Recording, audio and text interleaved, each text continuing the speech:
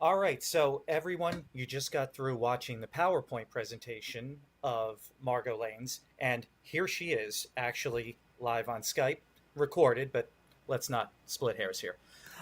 Margot, uh, I have your presentation up right now, so kind of wanted to go over doing the presentation on the side here, and then I have a bunch of questions for you to just spill and elaborate on everything that you couldn't say on your presentation. So, as it starts out, you were his musical director and backing musician. Um, what did you do entirely for him? So I got hired to be his music director after he was looking for female musicians for his band that could play keyboards, and I got hired mainly for keyboards. And I am a multi-instrumentalist. So I brought in being a violinist and a guitar player as well, and was able to come in. I auditioned for him, and basically from then on out, I only agreed to do the gig if I was his music director, because I saw it as a career kind of opportunity to pursue more of the directing aspect of being in a touring band, and that's kind of the route I wanted to be in. Okay, and it's not as if it's not as if you had any trouble at this point. You were your career prior to this was, I'm assuming, going pretty well. You were pretty sated in everything that was going on. You're well trained, from what I understand. Yeah, I've been out in Los Angeles for about, at that point, I've been out in Los Angeles for 8 years. And, I was a session musician. I got called in to do a lot of TV spots where I had to play on camera. I also tech for Elton John and still do. And there was a number of other gigs where I'm a sideline musician. I get hired to do for different bands or different sessions, different recordings, things like that. So that's pretty much all I do is as far as the performance aspect, and then I teach on the side. So music's pretty much all I do, and was really actually been very successful at it. So I didn't come off the streets and join that group. Gotcha. You auditioned, hired, trained, fired other young women as needed to ensure. By the way, how did you get the job? I saw an ad at a hockey game, and I went and auditioned, and it was at his house, which I found a little bit odd at first, and went and auditioned, and nothing seemed kind of odd except, I didn't know up front, I guess, that all the rehearsals were going to be in his home, and everything was pretty much kind of try to stay stationary as far as where he was. We were going to plan everything. So I didn't know that at first, but I got the gig basically by auditioning and playing a couple of his tunes, playing a couple songs by Foreigner and Journey, things like that. Things that are kind of around the era that he was kind of going for his live performances. He had informed me over the phone. So, as all these were basically in and around his house, you saw a lot of his living conditions, and especially on the tour, all of you being together. Describe as much as you can, as much as you want to, about the living conditions when you were just rehearsing for the tour and when you went out on tour. Sure. Well, he had what seemed and what was drafted in the media as a mansion out here in Los Angeles, and it was rather a terrible example of living conditions, just rather disgusting on the inside.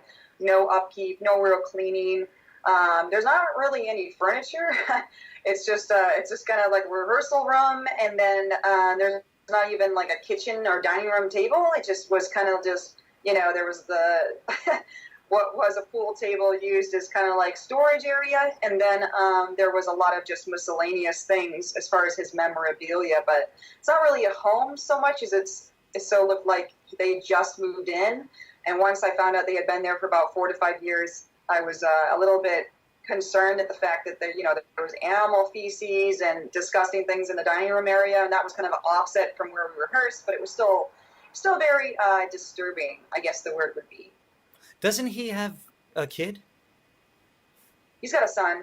Mm-hmm. Yeah, and I guess they have. He's got a joint custody. I would see him periodically before rehearsals or such, because where we rehearsed, kind of his the staircase for all the rooms overlooked where we would rehearse. So whoever came down the stairway, my keyboard setup would overlook everybody. So I kind of got to see too much and everything a lot of times. But yeah, his son would periodically be there. I didn't see too much of him until we were on tour. Okay, so let's jump ahead then to tour conditions and elaborate on what real in depth what crap went on the tour. Yeah, well, there was a lot of segregated rules, and sometimes as far as where we would eat, what we would eat, when we would eat, that was a lot of interesting things, because in the contract alone, there was very regimented rules as far as meat. They're very strict on their vegan practices, and like anything that wasn't within their set conditions was not allowed on the bus. So at many situations where we would pull up to a venue and there wasn't, sometimes we didn't have a place to eat in the venue, so you'd eat on the bus. Well, there would be situations where you'd be trying to eat a turkey sandwich, and you're not supposed to be eating any meat. So rainstorm and anything, you got kicked out of that bus and had to eat outside. It was a very, as far as the food conditions, a very sparse condition, because they only bought food that they would eat. So you had to kind of draft your food to a fruitarian or vegetarian only diet. And I mean, I have no disrespect for anyone that wants to do that, but that's not what I choose to do. So I think it's a little bit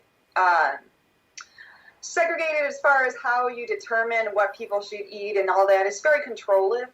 Conditions on the bus are very disgusting and dirty, despite the bus driver trying to keep things up to par. We did have more than you should on a normal tour as far as people on the bus. And I don't just mean after shows, because that happened too, but I mean overall amount of people that were always on the bus with crew and the band and that. Because usually on any national tour, the artist has his bus and the band and the crew have another bus. And that's kind of the way it goes. And those are the tours I've been on. So this was kind of the first tour where his bedroom was, 3 bunks away from my bunk. So it was kind of a little bit too close for my comfort, at least. But it was very disgusting having 2 dogs on the bus who would urinate, and other feces was found on mattresses and things like that. Thank God not mine, but on other mattresses within the bus. It was just disgusting. When people are cooking all the time, there's always food. So it got very disgusting on that bus, despite, a lot of us trying to clean and the bus driver himself cleaning too. And you had to, so let me get this straight. You had to eat essentially what they ate, or you didn't eat, or you were allowed to go and get whatever you wanted to eat. As long as it wasn't on the bus, as long as meat wasn't on the bus. Right, but you're spending your own money. And you're spending your own hard-earned money to eat what you wanted to eat and to be able to eat on that bus. And let's jump ahead again, because you're not the only person to have said that money was a little scarce when it came to him paying out. So if you didn't eat what he wanted, you can go and spend your own money that he wasn't paying you, correct? That's right. Oh, okay. That sounds fair. So you weren't really earning anything. I think that's where we're at right now. Yes. Yeah. So not to mention, and I'm sorry if I'm going to be crass and rude here. So the dogs piss and shit all over the place, and right. You're all trapped in there, changing, yes. Sleeping, eating, with all this going on. Oh, absolutely. Because sometimes there wasn't always hotels. So where are you going to go? Right. Fantastic. You can go somewhere else, of course, but you do want to recline to where all your belongings are and where the gear is, things like that. But you don't, the thing is on tours, it is rough and it is difficult if you've never been on tour, but I've been on tour before, and there was never a problem until this tour, and you're dealing with animal feces everywhere and food regiments. And, I never had my food rationed to me, but I was told what I should be eating and what I shouldn't be eating, and that I should lose weight. Yeah. Just everyone, just as Margot's giving her take on musical tour. As far as musical theater tour goes, everybody gets their own room. Everybody gets to eat what they want. We have clean bathrooms. No pets are allowed. And you really have to get the permission from every cast member if you're even going to have a significant other with you. Just so everybody knows that that's unacceptable in almost every touring situation, whether it's a cast or whether it's a band. So that's in the union in actors equity, no, no, Right. people get fined, people lose their job. No, that's crap. It's a matter, well, it's a matter of hygiene, and it was stated in the contract that we have to keep a matter of hygiene, but there became issues where he would make it very difficult, such as the dogs on the bus, and, Hmm. when his wife would be using a blender at 3, 4 in the morning because she had to make some food for the next day, and here, the partitions of the bunks had been broken. So we're right next to the kitchen listening to a blender after we've been playing a 2.5 hour show and then loading up the gear all night. We're listening to her blender go in the middle of the night and keeping us awake for more hours of the day. So there was just ridiculous things that were happening all the time. It felt just to kind of get into my kind of situation. It kind of felt like as soon as you would solve one role where I had to, we don't have loaders. Great. I'm a loader for the day. Awesome. Great. After I just been playing, I'm sweating all over. Great. Who's going to help me? Oh, no one to be found except for the rest of my bandmates. Okay, great. So I guess we're the only ones loading. Great. Get it back on the bus after loading for quite a bit of time. And, I just want to say this is that him and his wife and girlfriend never helped load. Wouldn't have expected anything of it. Yeah, wouldn't have expected anything. That was the band. All these young girls, shorter than me, skinnier than me, lifting bigger amps that weighed more than both of us combined. Things like that happened. But we would get on the bus listening to the blender, and some days we didn't even have showers because our shower on the bus had broken, and then the venue didn't have a shower, and that happened a lot. So I mean, you're kind of like, wow, in the middle of summer, going, that hose looks really good right now. Right.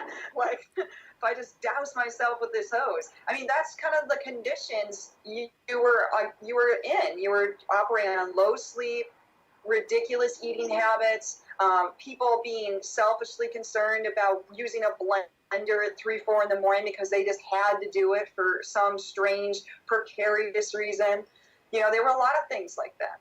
Folks, pause the video and go search Stockholm Syndrome. Now, let me interject.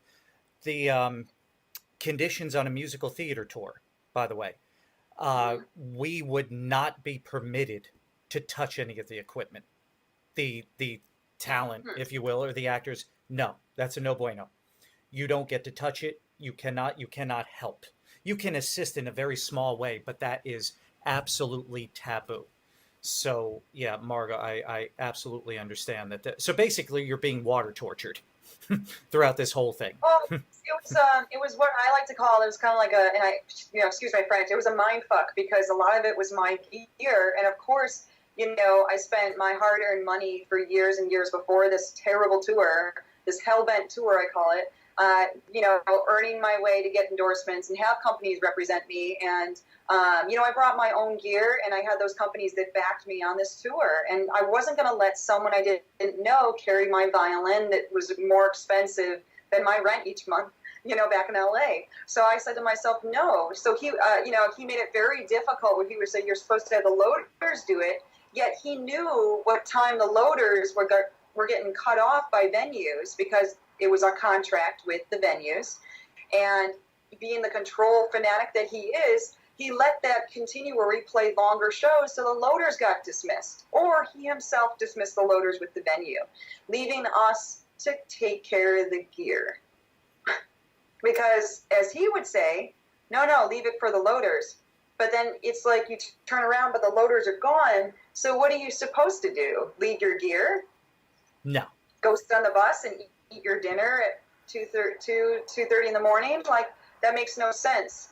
So why, as a musician who spends their whole life doing this, why am I going to go do that when I'm going to go take my gear and go put it where it belongs because there's no loaders? So that's what we would do. And if everybody wonders why I'm kind of going to be silent for predominantly throughout the whole thing, is that I'm going to do more of an analysis on this afterward, but we really want to get as much from Margot, who's generously donating her time to give all this. So we're going to try to let her get everything out first, and at a later time I'll go over everything. So let's get to the crux of some other things. What other, I'm going to say, despicable things did you start witnessing, besides basically being waterboarded, sleep deprivation, food deprived? Let's get into some of the other more serious things that you saw. Oh yeah. Well, I mean, there was a huge issue on there was a spring tour, and then the summer tour is really when a lot of things went down. But on the spring tour, what became a huge problem is he would be driving the RV and hitting a pipe or taking hits off his marijuana pipe and texting with the other hand and trying to drive with his knee sometimes or his palm with the other. And we were swerving all over, a 2-lane highway. Folks, Not when it's Google that, folks. 50 times. It's illegal, folks. Google that really quickly. Go ahead, Margot. Sorry. And this is, just not just in California, where as of this year it's legal to do that. And I have no problem against marijuana, but I do have a problem when people endanger my life when they're driving a vehicle and we're going toward a gig where I'm expected to play for 2.5 to 3 hours without all this being on my mind. So, there were a lot of things like that were going down on the first tour. On the second tour, there was a lot of unnecessary partying, a lot of, let's call it butt-naked women on the bus after time who were seriously under influence. And because this was a sober tour, where there wasn't any drinking permitted, and I had to go, if I wanted to drink, I had to go off on my own and do that. And, being a grown-ass adult, that's exactly what I'm going to do some nights after a gig. So, I never did it on the bus, so I know no alcohol was permitted, but there were a lot of drugs that were on that bus, and I was privy to seeing a whole big Ziploc bag with little Ziploc bags inside of it separating different drugs that were brought on that tour. Now, I think everybody that's going to be watching this for the most part is going to know where I stand on this, but I want to play devil's advocate, okay? Because I know there are a lot of very misguided people that are going to be attacking not only you, but some of the other people that have come out and mysteriously gone silent. We'll talk about that. And let me just say this quickly. You mentioned directly that this individual was using drugs while driving, by the way, as he was driving. Absolutely. Margot, he claims to be absolutely clean for, if I'm not mistaken, 20 years. That's funny. He's come out on Twitter. He's come out in interviews. He's said it on from the top of rooftops, mountains. Yeah, well, I think resistance is persistence, right? And I think as long as he thinks he can just say that, he thinks he's resisting the mob of people that are like, but you don't act like it. You sure don't talk like it. For somebody that says that they're clean and sober, you certainly, we had seen him doing lines on the side of the stage in between songs. Because we would each angel in the band did a solo. And during those solos, thank God, he didn't play with us. So he'd go off stage. And when he went off stage, he would change costumes. For how many other times, I can't really recall. But regardless, for all those times, some of the times he was hitting a line or two. And I wasn't the only one that saw it. Folks, she's not talking about country line dancing. I think she's referencing cocaine. That's correct. Okay. Yeah, a lot of costume changes, those World of Warcraft things that he had going there. They get tired after about 5 or... It's a tour, so, rock and roll, no problem, right? Okay, well, here's the problem is, again, this is somebody that said they're clean, right? So not only that, but during the course of the summer tour in Lake Ozark, Missouri, I had hurt my back, and he had offered me some what he called ibuprofen. And it was not ibuprofen because I was sick for almost a week afterward, and my body was in a flux mode where I couldn't stand right without leaning against an object, and I wasn't really eating because everything I ate my system was repelling. Mm-hmm. And then also I had the problem where I had woken up from taking these quote-unquote ibuprofen, and I couldn't see more than a pinpoint in front of me. I couldn't walk straight. I couldn't hear anything. Your mouth becomes dry. So I didn't know what was put in what was given to me and said was ibuprofen, but that came from a big Ziploc bag with more little Ziploc bags inside of it. Uh-huh. So, but I don't think ibuprofen that does that does it. Now, Margot, I am not trying to be argumentative, but he's working for God. He said so himself. Well, I've also had many discussions with him because I grew up in a Christian household, and I can definitely say that he can say whatever he wants according to what he deems as religion, because as far as he's concerned, what he believes is Christianity at this time. So in other words, tomorrow, if he deems it's Catholicism, it's Catholicism. And maybe by the third day, he could be a Buddhist.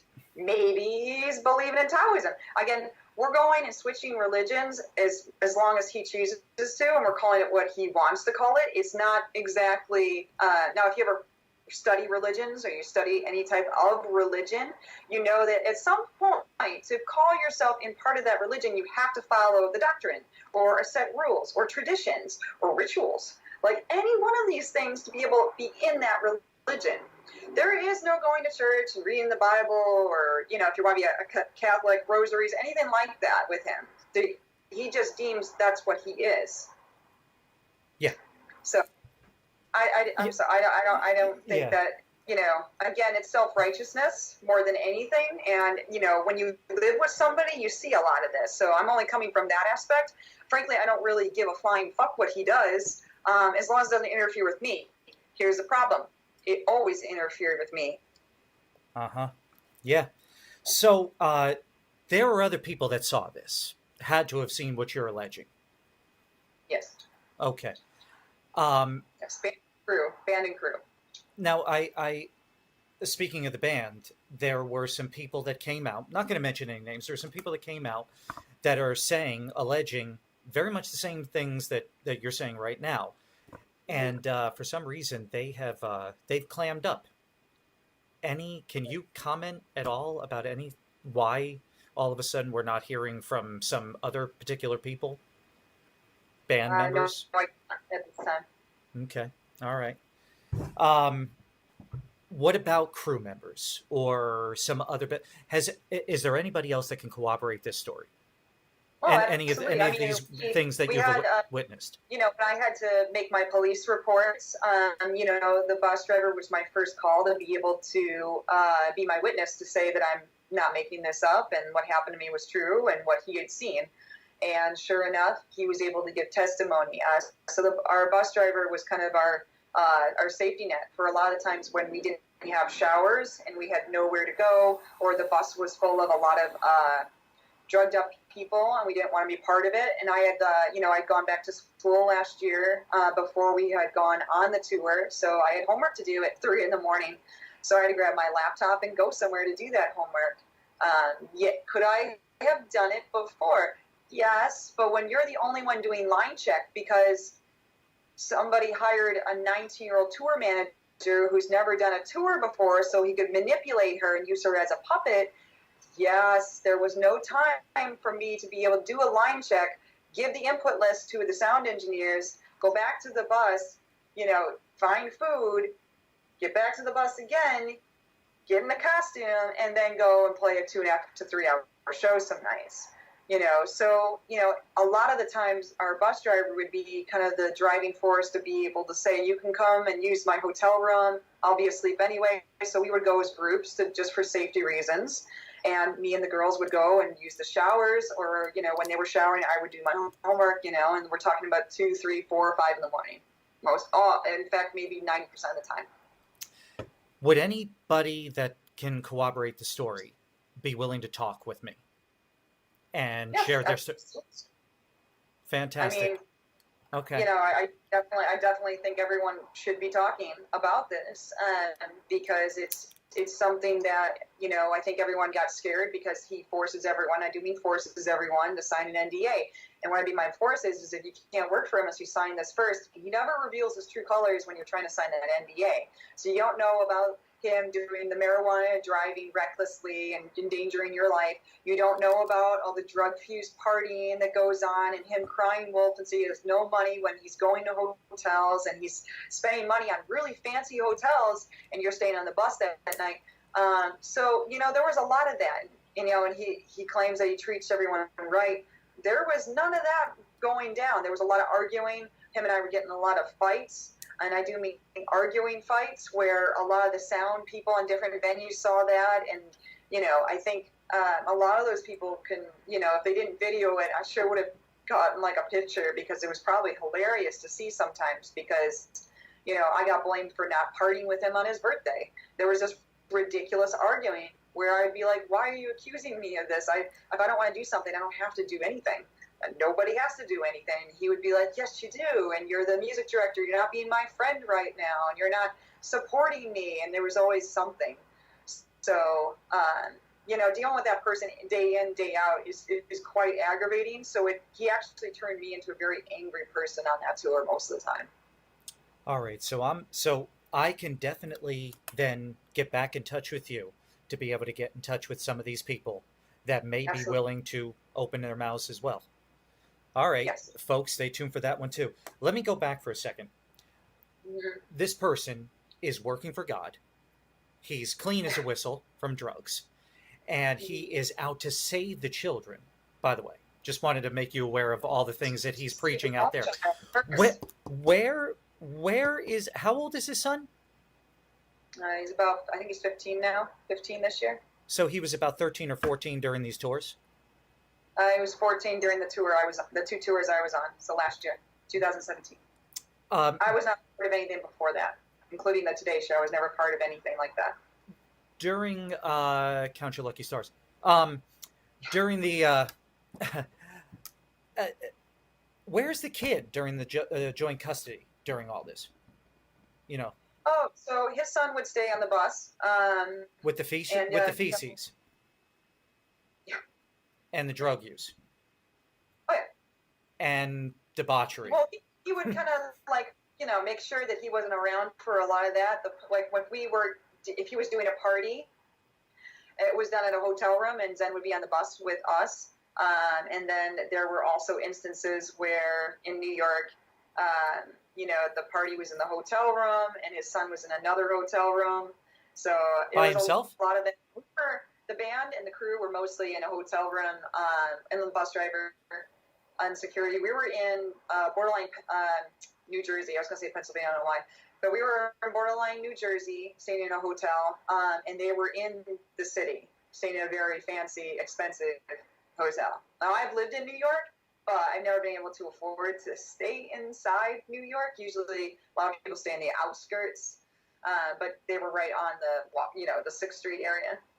Expensive stuff for somebody that doesn't have money.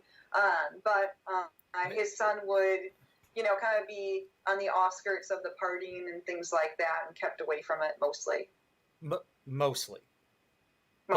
But he's definitely seen or caught wind. He's a smart kid. He's a very smart young man, and he knew exactly what was going on, to the point where we hit New Orleans. I tried to get him to come with us. His dad had already taken off with his girlfriend and his wife to go do whatever group orgies they were doing, and his son's on the bus. So I wanted to take him with us, with me and the other girls, because we were going to walk around New Orleans with, security and go see everything. And it just ended up being me and the other girls, but I still was trying to say, call your dad, you can come with us. Like, I don't want you to be by yourself on the bus, because the bus driver had left too, so there's nobody. And I was like, no, come with us. We're going to just walk around, and then I'll be personally responsible for you, but you shouldn't be alone. And this poor kid got left by himself because, apparently being alone is safer on a bus than going out with people that will protect him and, look out for him. And, all the girls, half the girls are were mostly underage. So no one was doing any drinking. No one was doing any partying. We went out, we literally got coffee and walked around New Orleans and came back because we had a show that night. So it is a musical tour, and you mentioned orgies. Yeah, the music was terrible, so we can kind of call it a musical tour. Okay. We did we did more than, for a 30-song set list, we did about 9 originals, and then the rest were covers from his movies and whatever else he's been in over the last course of his career, which was fine, because it's way better than the music that he has on his CDs and that, because that's just, if you want to do a horrible water torture, that would be it. Like that's the next water torture is his music. I, So. I'm not now. Again, I'm not trying to be argumentative. The person we're talking about, he's working for God. He's clean. Okay. Yeah. He's protecting the children, and nobody treats women better than he. Oh, I did see that. I did see that. I had a good laugh over that. I think every woman that's ever worked for him would disagree. And again, I hold true to a statement that I had heard that if, women don't support other women, there's a special place in hell for them. Mm-hmm. There's no reason that any woman would lie about something like that. And with all the allegations coming out in the media like that, there's just no cause and effect that makes sense in this case for that. I don't think anyone would just randomly agree to work for this person. I took a chance. I thought it was a career jump, and I decided to take it. And I regret every single moment of it now because of everything that I've had to hear about the stories the other band members went through and what I had to go through. So again, this person of God and protector of children is not doing a very good job of actually telling his own truth. I don't think he actually knows what the real truth is anymore, to be honest with you. No. And, I never actually formally congratulated him.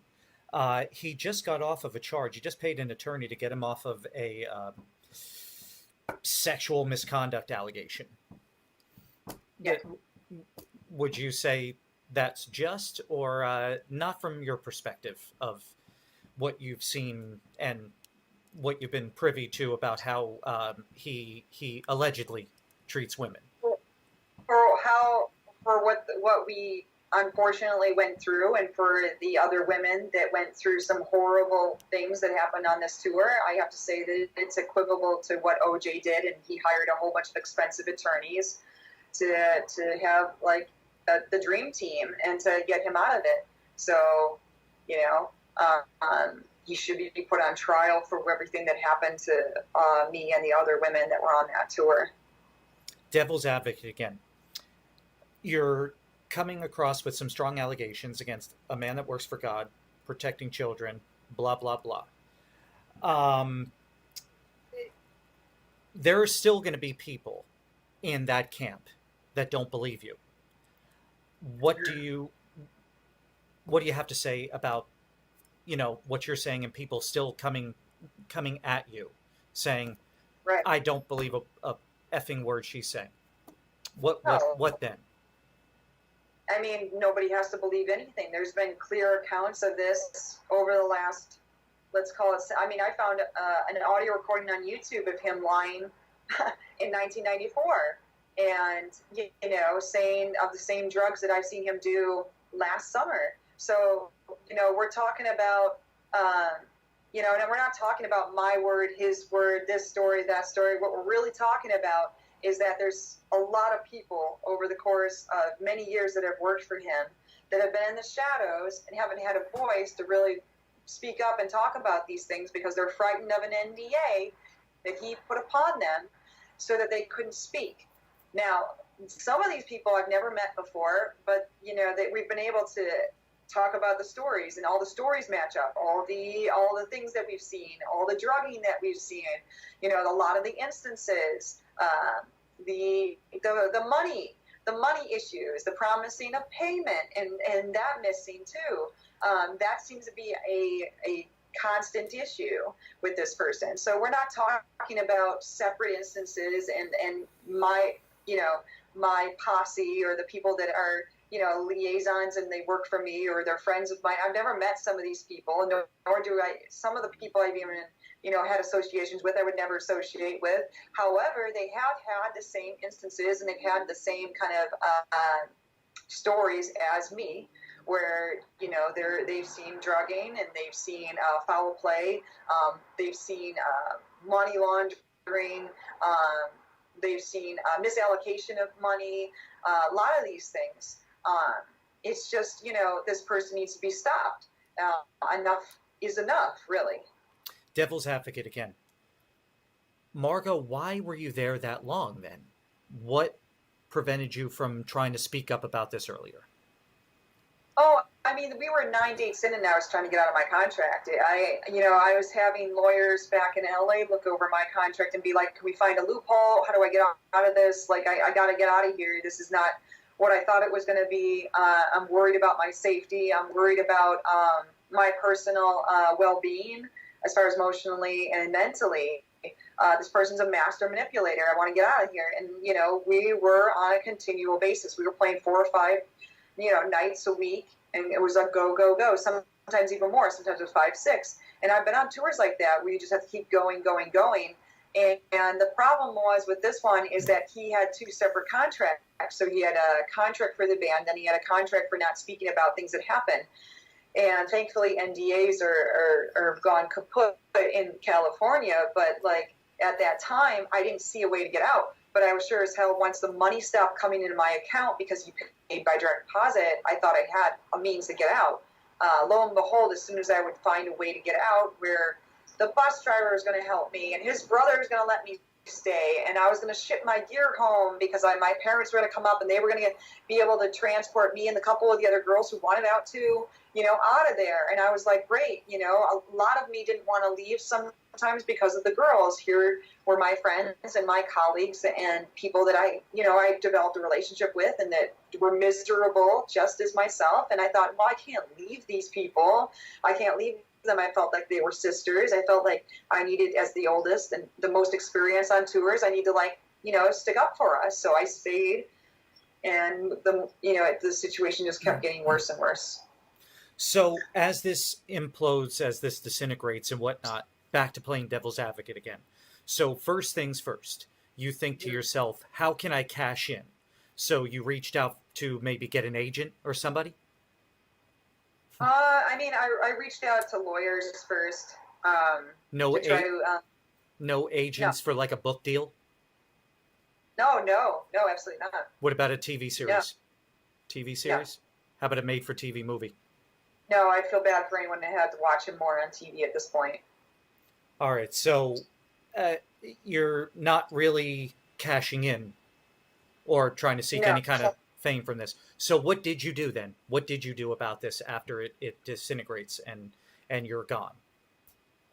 I went to the police. I filed police reports, and that's considered in LA civil. I had to call and get a hold of detectives in Lake Ozark for my back injury and where he had supposedly given me ibuprofen. I made a report there. I had to go through the motions and kind of deal with a little bit of the backlash from, a lot of the male cops who did not want to give me the time of day, who, when I went down with one of the other angels, one of the other bandmates to file reports, they kind of mocked and they kind of were asking more or less, why are we there instead of making the report? It became about why we should be there and if we actually should be here and all these things instead of just taking our information, taking what we saw, taking a report down. And this was LAPD? LAPD? That's correct. Uh-huh. Yeah. They have a long history of doing the right thing. All right. So they basically are not helping. As far as I know, I can file civilly and that's it. And, because and you could use all the money that he's paid you. Well, that's pretty much gone to bills by this point because it's been so long. But at the same time, I probably could have. I probably could have. But at this point, I kind of just, my whole point is to get the message out and to, there's always going to possibly be another godforsaken tour. Right. And hell-bent tour where other women are endangered and other people are getting drugged. And there's other just continual mendacity and promises up the wazoos when nothing's given in return for those promises. So there's always going to be stuff like that. So the only thing I hope to gain is actually get, my story out. And this is what happened to me. This could happen to you. This person is a predator. This person, needs to be stopped. And these lies need to be, we need to do something about this. This is somebody that's taking people's hard-earned money and, good wishes, and just lying to them and promising things that are never going to happen.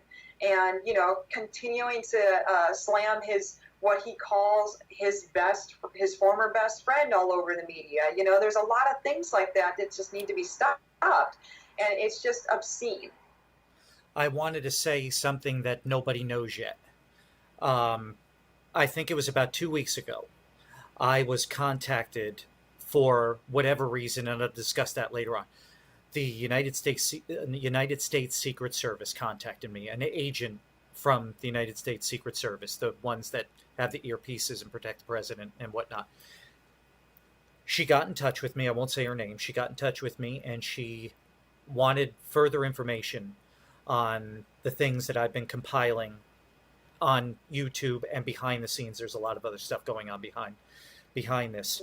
I'm assuming now you wouldn't have a problem actually having this video presented to an agent for the United States Secret Service, and that be handed over to those appropriate agents and swear a federal oath that everything is for real and all you're seeking is justice. If I hook that up. Absolutely. Okay. That sounds great.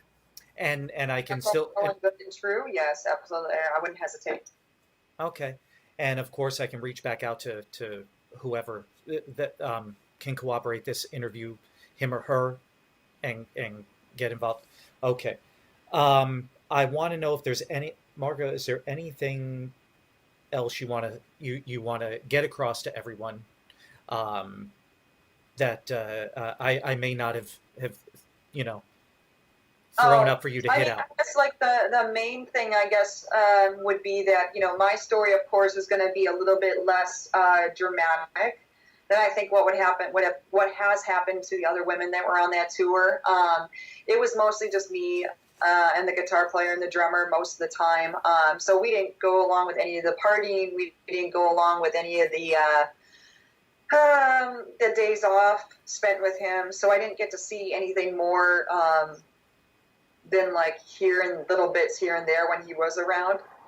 Okay. But I will say that I can't speak for them, but their stories are unfortunately a lot worse than mine, and they're very gruesome and very sad at what this person is actually capable of. And it's just horrible that he's saying that he's a man of God and trying to save the children and things like that. Nobody treats women better than he does. Remember that? Oh, that one? Yeah, that's a favorite for sure. Yeah. No. So the problem is that I think the most I would want is that people share this video, understand that there is nothing to be gained except my self-respect and the fact that I'm coming out and explaining what really went down, and that it wasn't always just wings and halos, so to speak, and that this person is, he's a thief. Yeah, that's putting it lightly. Okay, I have one more thing. It's of a personal nature, but at any point, did Courtney try to do anything with those damn roots? No. Those unfortunately stay the same. Folks, what more do I need to say? All right, Margot, really, I can't even imagine, just from the stories alone of the bus and the dogs and everything, I can't imagine having to go not once but twice and having to uproot and go and just completely, really, I hate to be this dramatic about it, but sort of destroy your life for a large period of time and end up now in a situation of rebuilding, which you will. I'm very confident, not knowing you very well. I am sure that you're going onward and upward from this point on. And I know that there are a lot of people out there trying to spread real truth, not the other person's truth. The facts, rather, the common sense, the facts and whatnot. So I think I'm speaking for everybody. I really, really appreciate you opening up, because this has got to be so crappy to air over and over again. And, and have this continue to go on, and see this person basically just laughing, much like you mentioned OJ, who just continues to go on and live as a free man. Two people are in the ground, and he just laughs and plays golf, and this person just continues to live the life of Hefner, while Yeah. other people get essentially destroyed, at least for a period of time. So Well, you know, I mean, for those people that, you know, stood by even someone like OJ, we all found out, you know, karma eventually comes at you. And, you know, the conscience is a, you know, everyone's self-conscious is a terrible thing, I think. And, you know, like Kardashian found out too. And, you know, a lot of those lawyers on that case, they wish they never took on that case. And I can definitely agree that I wish I'd never gone on those two tours. yeah, hindsight and all, I understand. Yeah, but I know I was that. a job, and you know, I went on that job, and I, you know, as a music director, I, you know, you get 30 songs and teach people and do charts and teach, and it's, you know, I was teaching his wife how to play, who's never played a damn thing, and it's like, you know, it was a frustrating thing.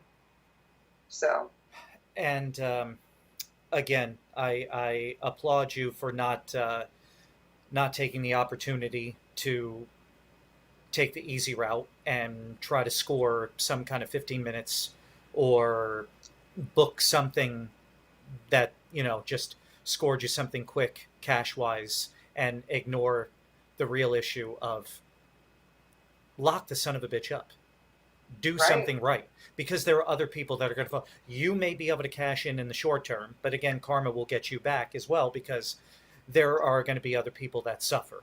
And let's just hope sooner or later it stops. But I do want to assure you, I'm not trying to be overly optimistic. I do want to assure you that I think the steps that you're taking, maybe the small little steps that I'm taking to just open my friggin' mouth on YouTube and reach out to other people, that this will go upward. It may be a very small, very shallow incline, but it's still the right way to go, and the tortoise wins the race.